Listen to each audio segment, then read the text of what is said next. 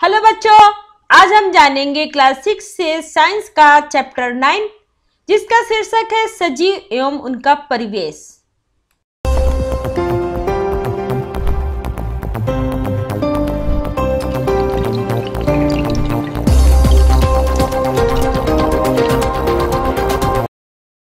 बच्चों, इस पाठ में हम जानेंगे सजीव की विशेषता एवं आवास। सबसे पहले हम सजीव के लक्षण जानेंगे। तो सजीव का लक्षण पहला है पोषण।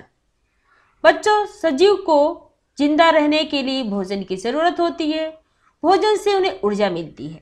भोजन से वृद्धि और मरम्मत के लिए जरूरी पदार्थ भी मिलते हैं। सेकंड है वृद्धि। सजीव में वृद्धि होती है। एक नया पौधा बड़ा होकर पेड़ बन जाता है। एक बच्चा बड़ा होकर वयस्क बन जाता है। थर्ड है श्वसन। श्वसन सजीव करते हैं, यानी सांस लेते हैं। श्वसन के दौरान हम बाहर की हवा शरीर के अंदर लेते हैं और शरीर के अंदर की हवा को बाहर छोड़ देते हैं। इस हवा के इस्तेमाल से शरीर के अंदर भोजन से ऊर्जा प्राप्त की जाती है। श्वसन के दौरान ऑक्सीजन गैस शरीर के भीतर जाता है और कार्बन डाइऑक्साइड शरीर के बाहर जाता है। अलग अलग जंतुओं में गैसों के आदान प्रदान के लिए, यानी श्वसन के आदान प्रदान के लिए अलग अलग अंग होते हैं। ज्यादातर स्थलीय जंतुओं में सांस लेने के लिए फेफड़े होते हैं, जैसे मनुष्य, पंछी, सर्प, मगरमच्छ इत्यादि। केंचुआ में त्वचा से होकर गैसों का आदान प्रदान होता है, यानी श्वसन का आदान प्रदान होता है। आप कह सकते हैं कि केंचुआ अपनी गीली त्वचा से सांस लेते हैं। मछलियां में गिल होते हैं, जिनसे वे पानी में विलीन ऑक्सीजन को अवशोषित कर लेती हैं। मेढक जब पानी में रहता है तो त्वचा से सांस लेता है। वही मेढक जब जमीन पर रहता है तो फेफड़े से सांस लेता है। डॉल्फिन और व्हेल मछलियां जैसे जलीय जीव फेफड़े से सांस लेते हैं। ये जीव पानी के भीतर काफी देर तक बिना सांस लिए रह सकते हैं। ये सांस लेने के लिए पानी की सतह पर आते हैं। अब जानेंगे उद्दीपन के प्रति अनुक्रिया। हर सजीव बाहरी उद्दीपन के प्रति अनुक्रिया करता है। जैसे जब बहुत ठंड लगती है तो हम गर्म कपड़े पहन लेते हैं। उसी तरह कई फूल सूरज निकलने के साथ ही खिलते हैं और शाम होने पर बंद हो जाते हैं। छुई मुई का ही पौधा है जो पत्तियों के छूने से कुम्हला जाता है। उत्सर्जन मतलब अंदर की चीज को, अंदर की गंदगी को बाहर निकालना, उसे उत्सर्जन कहते हैं। शरीर के अपशिष्ट पदार्थों को बाहर निकालने की प्रक्रिया को उत्सर्जन कहते हैं। हर सजीव उत्सर्जन करता है। मानव शरीर में मूत्र के साथ मुख्य अपशिष्ट यानी खराब पदार्थ निकल जाता है। सांस छोड़ते समय हमारे शरीर से कार्बन डाइऑक्साइड गैस निकलती है। ये भी एक अपशिष्ट पदार्थ है।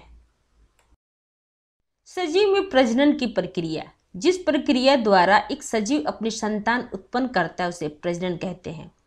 हर सजीव प्रजनन करता है। कुछ जंतु अंडे देते हैं तो कुछ बच्चे देते हैं। बीज के अंकुरित होने के साथ एक नए पादप का जीवन शुरू होता है। कुछ पादप के तने, जड़ या पत्ती से भी नए पादप का जन्म होता है। अब हम यहाँ पे जानेंगे सजीव और निर्जीव में अंतर। तो सजीव श्वसन करते हैं, निर्जीव श्वसन नहीं करते हैं। सजीव को भोजन की जरूरत होती है, निर्जीव को भोजन की जरूरत नहीं होती है। सजीव में गति होती है, निर्जीव में गति नहीं होती है। सजीव वृद्धि करते हैं, निर्जीव वृद्धि नहीं करते हैं। सजीव प्रजनन करते हैं, निर्जीव प्रजनन नहीं करते हैं। अब जानेंगे सजीव के आवास के बारे में। सजीव जिस परिवेश में रहता है उसे उस सजीव का आवास कहते हैं। जैसे एक मेढक का आवास है एक तालाब, और किसी बंदर का आवास है पेड़। अब जानेंगे आवास के प्रकार के बारे में। तो आवास के दो प्रकार होते हैं, स्थलीय आवास और जलीय आवास। स्थलीय आवास जमीन पर उपस्थित आवास को स्थलीय आवास कहते हैं। स्थलीय आवास कई प्रकार के होते हैं, जैसे वन, घास स्थल, तटीय आवास, पर्वत, मरुस्थल आदि। जलीय आवास में जल में उपस्थित आवास को जलीय आवास कहते हैं। समुद्र, नदी, तालाब आदि जलीय आवास हैं। अब जानेंगे आवास के कितने घटक होते हैं। तो आवास के दो मुख्य घटक होते हैं, जैव और अजैव घटक। जैव घटक में सजीव आते हैं। जल, मिट्टी, हवा, तापमान, प्रकाश आदि अजैव घटक है। अजैव घटक से सजीवों को जिंदा रहने के लिए जरूरी पदार्थ और उचित परिस्थिति मिलती है। जैसे पौधे को खड़ा होने के लिए मिट्टी की जरूरत होती है, मिट्टी से उन्हें जल और जरूरी खनिज लवण भी मिलते हैं।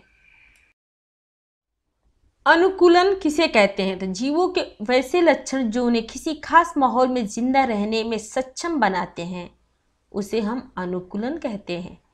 किसी भी जीव में किसी विशेष अनुकूलन के विकसित होने में हजारों वर्ष लग जाते हैं। जिन जीवों में उचित अनुकूलन विकसित होते हैं वे बदले हुए परिवेश में भी जिंदा बच जाते हैं, लेकिन अन्य जीव नहीं बच पाते हैं। अब जानेंगे मरुस्थल में अनुकूलन के बारे में। मरुस्थल में अनुकूलन के कुछ उदाहरण नीचे दिए गए हैं। मरुस्थल का मुख्य जानवर ऊंट होता है। अब उस ऊंट के अनुकूलन के बारे में जानेंगे। ऊंट के गद्देदार पैर इसे रेत में चलने में मदद करते हैं। ऊंट की पलकें लंबी होती हैं, जिनके कारण ऊंट की आंखों में रेत नहीं जा पाता है। ऊंट एक ही बार में ढेर सारा पानी पी जाता है। उसके बाद पानी पिए बिना यह कई दिनों तक रह सकता है। ऊंट में मूत्र विसर्जन बहुत कम होता है, यानी वो पेशाब कम करता है, और इसका गोबर भी शुष्क होता है, मतलब सूखा होता है। इससे जल संरक्षण में मदद मिलती है। ऊंट के लंबे पैरों के कारण इसका शरीर गर्म रेत से दूर रहता है।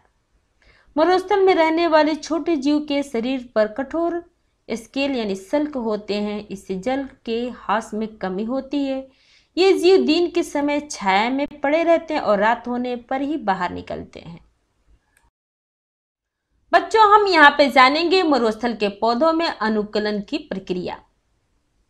तो मरुस्थलीय पादपों की जड़ें जमीन में अधिक गहराई तक जाती हैं ताकि बहुत गहराई से जल ले सके। इनमें से कुछ पादपों यानी झाड़ियों की पत्तियां कांटों में रूपांतरित हो जाती हैं। इससे वाष्पोत्सर्जन बहुत कम होता है और जल संरक्षण में मदद मिलती है। कुछ पौधे के तने रूपांतरित होकर पत्ती जैसी संरचना बनाते हैं। ऐसे तने स्पंज की तरह फूले होते हैं और इन पर मोम की परत होती है। स्पंज जैसी परत में पानी जमा रहता है। मोम की परत से वाष्पीकरण की रोकथाम होती है। अब हम जानेंगे पर्वतीय आवास के बारे में। तो पर्वतीय यानी पहाड़ी इलाका अक्सर ठंडे होते हैं और यहाँ जाड़े में बर्फी गिरती है। पर्वतीय आवास के पेड़ शंकु के आकार के होते हैं। इन पेड़ों की पत्तियां सुई के आकार की होती हैं। सुई के आकार के कारण इन पत्तियों पर बर्फ नहीं टिकती है और इसलिए इन्हें कोई नुकसान नहीं होता है। पर्वतीय आवास में रहने वाले जंतुओं के शरीर पर घने रोए होते हैं। इससे जाड़े में भी उनका शरीर गर्म होता है। इन जंतुओं के शरीर में चर्बी की एक मोटी परत रहती है जो जाड़े से बचाव करती है। पहाड़ी बकरे के खुर बहुत मजबूत होते हैं, जिनकी सहायता से ये तीखी ढलान पर भी आराम से तोड़ लेते हैं। अब हम जानेंगे घास स्थल के बारे में। घास स्थल और जंगल में कई जंतु रहते हैं। ऐसे आवास में जलवायु गर्म होती है और प्रचुर मात्रा में भोजन उपलब्ध रहता है, लेकिन सघन आबादी के कारण ऐसे आवास में भोजन और अन्य संसाधन के लिए कड़ी प्रतिस्पर्धा होती है। कुछ उदाहरण नीचे दिए गए हैं। शेर एक जबरदस्त शिकारी होता है। इसकी मांसपेशियां ताकतवर होती हैं। शेर अपने पैने नखों से यानी नाखूनों से किसी भी शिकार को मार गिराता है। दौड़ते समय शेर अपने नाखूनों को अंदर खींच लेता है और इसलिए कोई आवाज किए बिना दौड़ता या चलता है। शेर का शरीर पीलापन लिए भूरे रंग का होता है, जो सूखी घास और पत्थरों के रंग से मेल खाता है, इसलिए यह अपने शिकार को आसानी से नजर नहीं आता है। शेर की आंखें सिर पर सामने की ओर होती हैं, जिनसे वो आगे बहुत दूर तक देख पाता है। बाघ भी एक जबरदस्त शिकारी होता है। इसके शरीर पर की काली धारियां इसके शिकार को लंबी घास जैसी लगती हैं। हिरन बहुत तेज दौड़ता है और फुर्ती से दौड़कर अपनी जान बचा लेता है। हिरन की सुनने की शक्ति प्रबल होती है, जिससे वह आने वाले खतरे को भांप लेता है। हिरन की आंखें सिर के बगल में होती है, इसलिए हिरन अपने पीछे से आने वाले शिकारी को भी देख लेता है। बच्चों, अब हम कुछ जलीय जीव यानी सजीव के बारे में जानेंगे। जैसे मछली अपने धारा रेखीय शरीर के कारण आसानी से पानी में तैर लेती है। यह अपनी गिल से पानी में विलय ऑक्सीजन को ले लेती है। ऑक्टोपस का शरीर धारा रेखीय नहीं होता है, लेकिन वो अपने शरीर को किसी भी प्रकार का बना सकता है। ऑक्टोपस अपने शरीर का रंग आसपास के माहौल के अनुरूप कर लेता है, जिससे इससे छिपने में मदद मिलती है। अपने दुश्मन से पीछा छुड़ाने के लिए यह स्याही जैसा द्रव्य छोड़ता है। मेढक के पिछले पैर लंबे होते हैं, जिनकी मदद से वह जमीन पर कूद लेता है। पिछले पैरों की अंगुलियों के बीच झिल्ली होती है, जिनकी मदद से वह तैर लेता है। मेढक अपनी चिपचिपी जीभ से शिकार पकड़ता है। अब जानेंगे जलीय पादप यानी जलीय पौधों के बारे में। जलीय पादप 3 प्रकार के होते हैं। कुछ पादपों की जड़ तल से लगी होती है, लेकिन पत्ती जल की सतह के ऊपर होती है। इन पौधों की डंठल लंबी और खोखली होती है। कुछ पौधे पूरी तरह पानी में डूबे हुए होते हैं। इन पौधों की पत्तियां फीते जैसी होती हैं या जगह जगह से विखंडित होती हैं। इससे पानी की धारा से भी पत्तियों को कोई नुकसान नहीं होता है। कुछ पौधे पानी के ऊपर तैरते रहते हैं। इन पौधों के पत्ते अक्सर बड़े आकार के होते हैं। ये पत्ते स्पंजी होते हैं और उनके ऊपर मोम की परत होती है। अगर आपको मेरा ये वीडियो अच्छा लगा तो लाइक करें, या फिर कोई डाउट हो तो आप हमें कमेंट बॉक्स में लिख कर बताएं। अगर आप पहली बार मेरे चैनल पे आए हैं तो सब्सक्राइब करें और बेल आइकन को प्रेस करें, जिससे आपको मेरे नए वीडियो का नोटिफिकेशन सबसे पहले मिले। थैंक यू बच्चों, फिर मिलते हैं अगले वीडियो में।